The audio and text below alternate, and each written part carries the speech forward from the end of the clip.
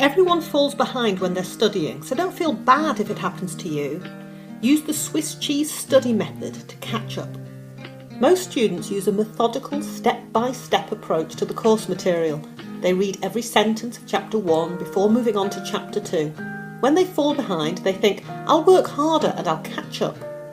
But the demands which made them get behind in the first place have not gone away. They feel guilty and discouraged.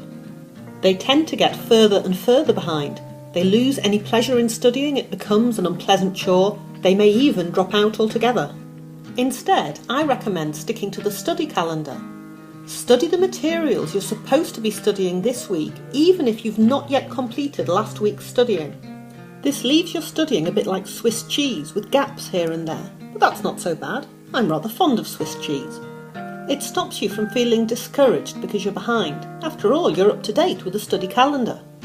And you'll never get caught out unable to do an assignment because you haven't done the reading yet, because you will have done most of the reading and just skipped a bit of it. If you get through the week studying with a little time to spare, you can go back and fill in some of the gaps you skipped over. But even if you don't ever go back and fill all the gaps, it doesn't matter.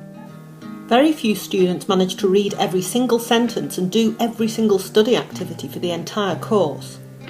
But if you only study 80% of the course, it's much better to study 80% of every chapter than to have read every word of the first 4 books and never open the 5th book at all.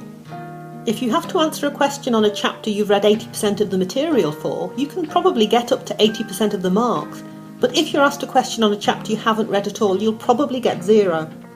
So use the Swiss cheese approach. Stick to the study calendar and start this week's reading even if you haven't completed last week's reading yet. Try to fill in the gaps, but don't get too worried if there are parts of the reading you never get around to. And contact your tutor if you feel stuck or discouraged. We're here to help you be successful in your studies. My name is Melanie Rimmer and I teach several courses for the Open University.